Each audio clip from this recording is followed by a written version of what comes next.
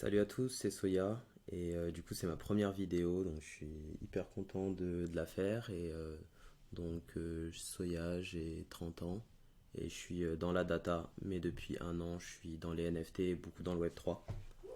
Voilà, c'est pour ça que j'ai un doodle et je vais vous présenter en fait un peu tous les deux-trois jours un peu l'actu des NFT.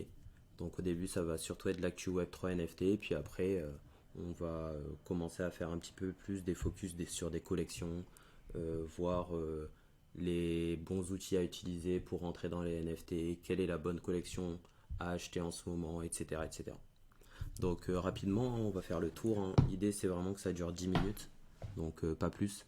Donc voilà, là je vais commencer par le projet Animus.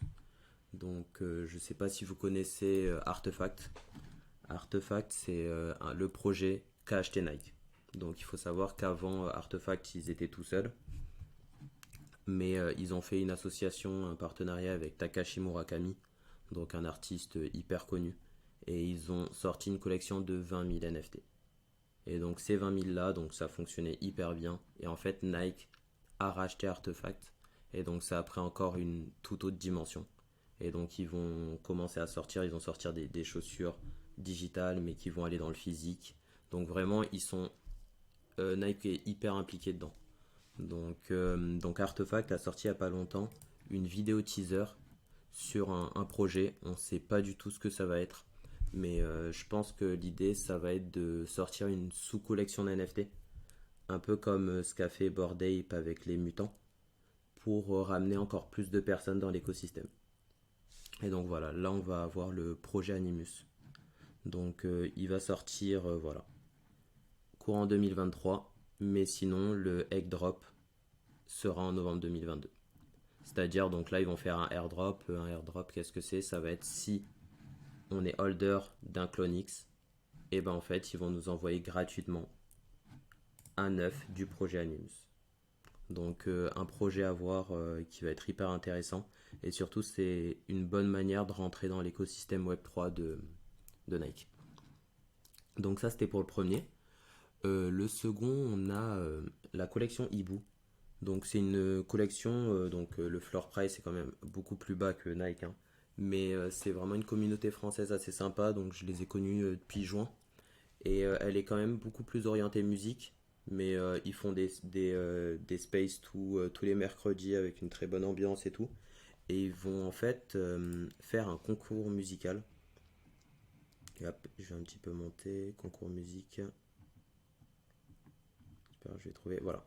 Où en fait l'idée c'est que si on est holder d'un NFT eBooz, donc je crois qu'il coûte 50 $ en ce moment, et ben en fait un musicien, un chanteur va pouvoir euh, candidater pour faire partie en fait d'un album avec des spécial guests. Donc c'est le projet du Motif, donc c'est un producteur assez connu dans le rap.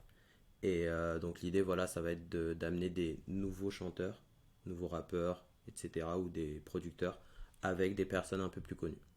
Et donc tout ça avec sur une édition vinyle qui va être je pense sympa.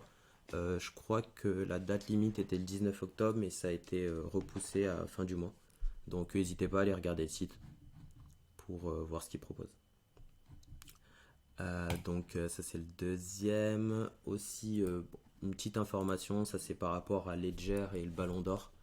Ballon d'Or que Benzema a gagné.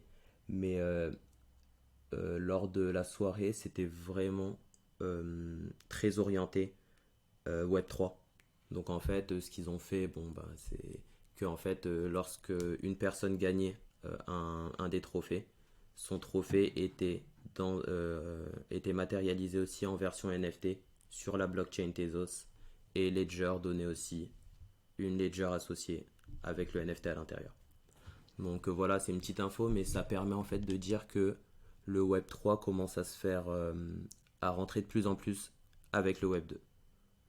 Il y aura aussi plein de petites actus comme ça où on va pouvoir voir que des grosses marques commencent à arriver petit à petit. Ça c'est la bonne nouvelle. Bon, des fois il y a quand même des nouvelles un peu moins bien. On a par ailleurs le rug de CNN. Donc un rug c'est quoi? Rug c'est tapis en fait, et on a rug pull, donc c'est tirage de tapis, donc c'est un peu en fait une arnaque. Donc c'est clairement en fait on va dire à tout le monde mettez de l'argent et au dernier moment la personne va partir. Et donc c'est un petit peu ce qui s'est passé avec CNN. Bon bah non, c'est pas censé arriver avec des aussi grosses marques, etc.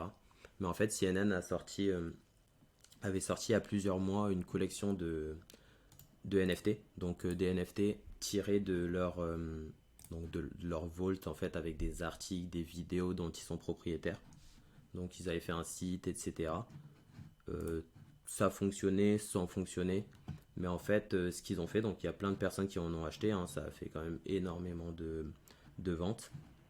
Et ben en fait, du jour au lendemain, ben, ils ont dit que en fait à la base c'était juste une expérimentation. Et donc ils vont plus le développer.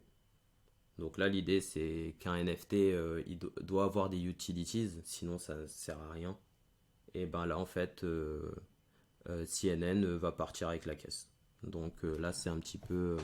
On ne sait pas trop ce qui va se passer, mais je pense qu'ils vont être obligés de redonner une part de leurs bénéfices aux holders pour un petit peu leur rembourser ce qu'ils ont acheté.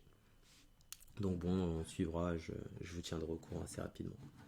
Donc ouais, ça c'était des fois, il faut quand même faire attention et pareil, je vous conseillerais un petit peu des influenceurs à suivre ou des collections où là c'est bien d'investir, mais il faut faire attention puisqu'on a souvent des cycles où ça va pumper, où ça va vraiment augmenter rapidement. Mais c'est souvent parce que des influenceurs sont payés, etc. Et en fait, des fois après, ça descend tout d'un coup. Mais de toute façon, on pourra en reparler plus tard. Ensuite, voilà, on va avoir un autre élément. Donc, je sais pas si vous avez entendu parler, mais tout le monde en a parlé sur BFM, TF1 Info, etc. Comme quoi le gouvernement veut soutenir les NFT. Donc ça c'est super, mais soutenir les NFT avec de l'argent public. Et donc tout le monde a repris cette information. Donc il y a une grosse vague contre les NFT, de l'argent public va servir à financer les NFT alors qu'en fait c'est pas du tout ça. Et je vous conseille du coup ce thread là de Raphaël qui fait partie de Big Whale et qui explique en fait que c'est pas du tout ce qui s'est dit. Donc en fait ce qui s'est dit c'est juste que les projets NFT pourront participer à des concours d'innovation. Et juste avec ça, on est parti sur une fake news où on disait que l'argent public allait complètement servir à acheter des NFT. Voilà. Donc il faut vraiment faire attention un peu à ce qui est dit, surtout dans ce domaine-là. Mais voilà, c'est complètement une fake news. Et voilà, de toute façon, je vous remettrai un petit peu tous les liens pour que vous puissiez suivre. Et enfin, on est à 8 minutes. Une dernière info, ça je trouve ça ouf, mais c'est là que petit à petit l'intérêt des NFT va se faire ressentir. Et ben en fait, sur OpenSea, une startup qui s'appelle Roofstock a mis en vente une maison en NFT via OpenSea. OpenSea, c'est la marketplace la plus importante dans l'achat-revente de NFT. Donc je pourrais faire une présentation dessus aussi. Mais ils ont réussi, donc voilà, on va pouvoir acheter ce NFT là. Et ce NFT là, donc il va aller 175 000 euros. Et grâce à ça, ça va permettre de donner vraiment les réelles clés de la maison. Donc comme ça va pouvoir faire un contrat, mais un contrat qui est dans la blockchain. Et ça, c'est hyper important en fait dans ce concept-là, d'avoir donc un NFT qui est une propriété unique. Et ben en fait là, la propriété unique, ouais, elle est adossée à la maison. Et donc ça va permettre quand même de tracer et qu'il n'y ait pas de d'arnaque ou autre. Et donc là, ce qui est bien, c'est quand même assez drôle. Ils ont fait un peu un système de traite, un peu comme dans les NFT, où en fait, dans les NFT Bored Ape ou Doodle, où on va pouvoir dire, bah, cette personne, elle a une casquette ou elle va avoir ce type de vêtements. Et ben en fait, ils ont fait les propriétés de la maison.